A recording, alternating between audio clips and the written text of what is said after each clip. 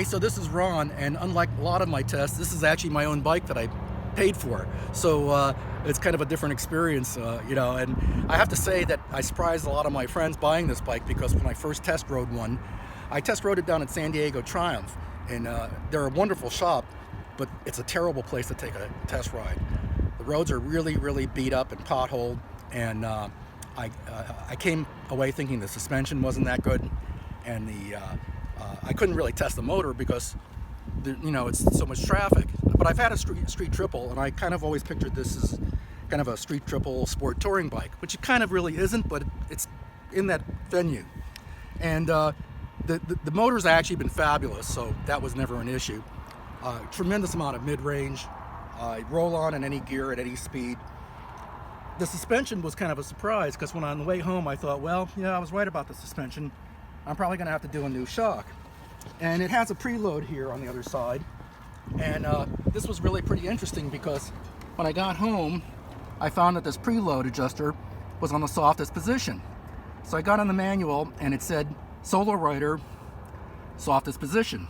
Then it said with a passenger, hardest position. And this is the part that I just don't understand. It said for a solo rider with gear, it said 30 clicks. And I went, 30 clicks? And what does solo rider with gear mean? Does it mean hard bags and a tail pack with a lot of stuff in it?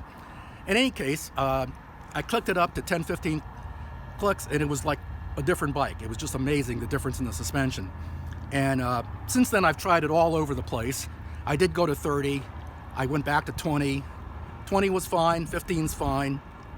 So anyway, that was a non-issue. The other thing that really kind of made me crazy was the transmission. It was really, really tight and clunky, and it was almost impossible to find neutral. And I've been finding neutral for 59 years, so it was, I kind of gave up on the test ride and just rode around with my pulling in the clutch at every stop and not trying to find neutral. But amazingly, and I know transmissions can loosen up, but this thing loosened up amazingly. In 400 miles, suddenly I'm finding neutral. And here at 1,200 miles, the transmission actually feels wonderful, and I can find neutral all the time. So I love my street triple, and I would have probably kept it forever, but as I've gotten older, my rides got shorter and shorter. The cramped position, the harsh suspension, not harsh, but hard, just the whole nature of the bike just didn't suit my age level. And so in some ways, this came closer than anything else out there. And I've had Triumphs before, and I love them. European charisma without the European problems. And so I kind of caved in and bought this bike thinking, man, I don't know, this could be a mistake.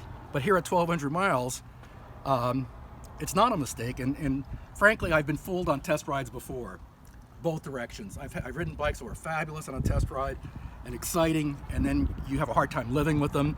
And I've had several bikes like this that you really don't quite understand it when you're just taking it for a short ride, but when you live with it for a while, it becomes really amazingly comfortable and wonderful. Now, so some details. It has an adjustable screen, but to tell you the truth, I like to do lots of twisty back roads. I kind of like it in the low position. It's kind of got almost a sport bike feel. The air is pretty clean. Out in the freeway at California freeway speeds, you get some buffeting, and I did put it up higher, and you still get some buffeting. But I guess as far as the windscreen goes, I probably would only put it in the upper position if it was cold, buggy, rainy, something on that order. Speaking of rain, one of the big surprises was, so it has a rain mode, and on the test ride, I couldn't tell what that really meant.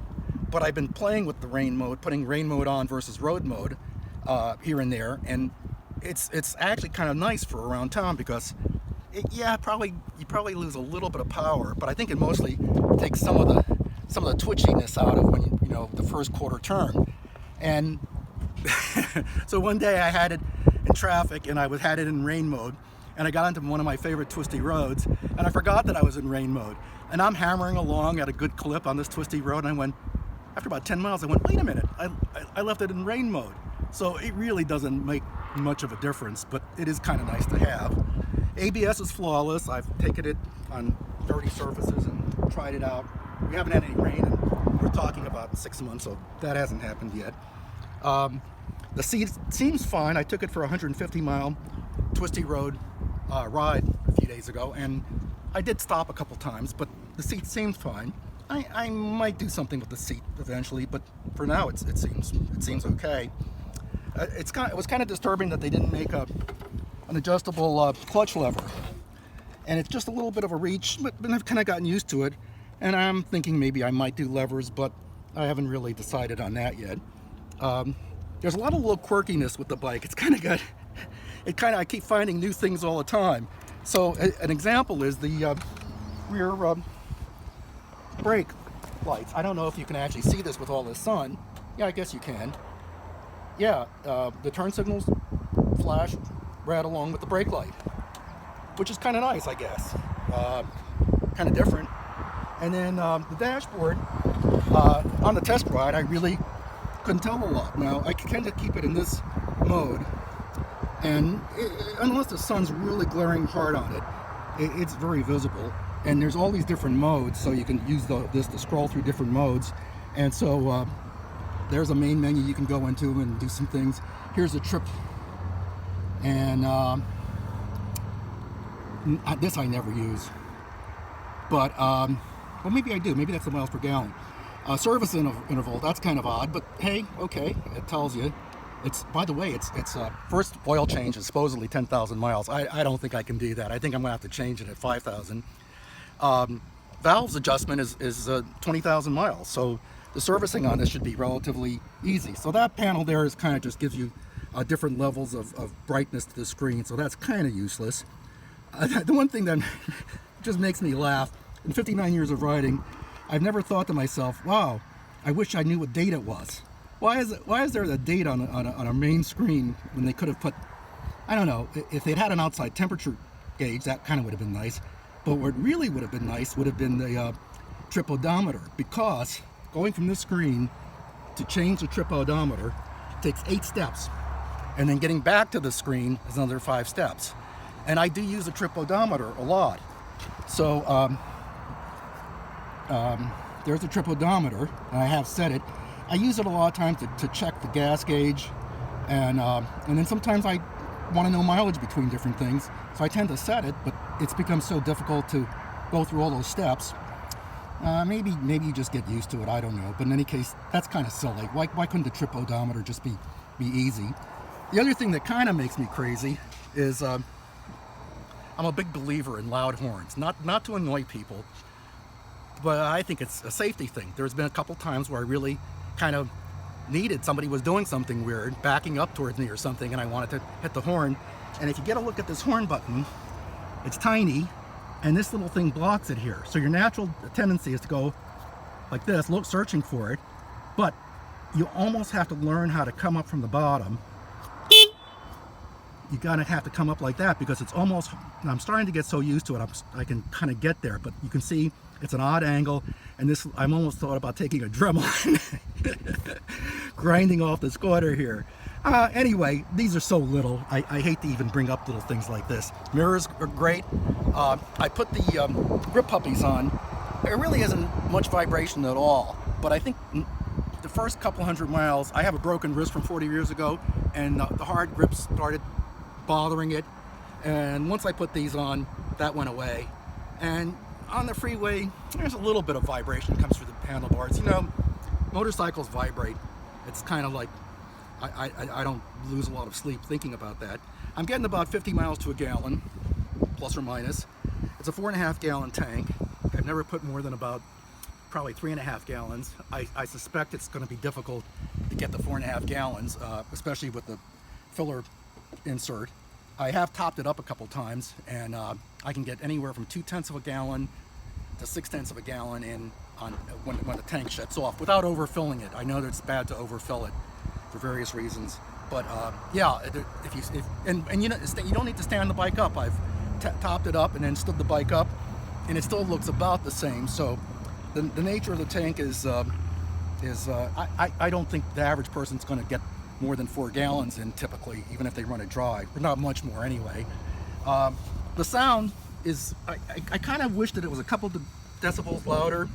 but I'm not a believer in loud pipes. And what I do love is the mid-range. My street triple did this too. I want to call it, I don't want to call it a roar, mid-range intake moan. There's something that comes through the intake that's just has just a delicious sound. And I think what I might do is I might spring for a higher volume air filter, K&N or something, because in the past when I've done that, it kicks up the intake a couple decibels and just gives you a nice little groan as you hit that mid-range. And it's very, very torquey. I have been purposely, and I won't tell you what because I don't want to hear about it from Triumph or anybody else, starting it in various gears from a stop, and I won't tell you what they are, but this thing has so much low-end torque and power at the bottom end, and the gearing's a little bit on the short side, which probably helps a little bit with that. But I'm really kind of falling in love with this bike. When I first saw it, by the way, I had mixed feelings about the way it looks, and that's kind of a personal thing. Oh, by the way, it comes with Michelin tires and a Michelin Road 5, and I've had 2 sets of the Road 4s, and I had another set of the Road 5s on my street triple, and all 3 of those sets I got about 11,000 miles. And at 11,000, they really weren't completely worn out. They they really hold their shape, and I probably only had 1,000 miles left when I changed them, and I can find no fault with them on handling, or I haven't been in the wet yet. Big chicken strips 20 years ago, I didn't have those, but I get through the curves pretty good, and yeah, so there's nothing really to fault with the bike. And plus I put my own money in this one, unlike borrowing bikes. It's always easy to borrow a bike and rave about it, but I really think this bike's been kind of overlooked, and I've gotten really used to the looks, and I like this color. It doesn't quite have the charisma of some of the Triumphs with the badges and the little beautiful little things, but it's built to a price point, and I think the price is actually very fair, and I was able to buy it without paying over list price for it, which these days is kind of amazing. Anyway, this is Ron signing off.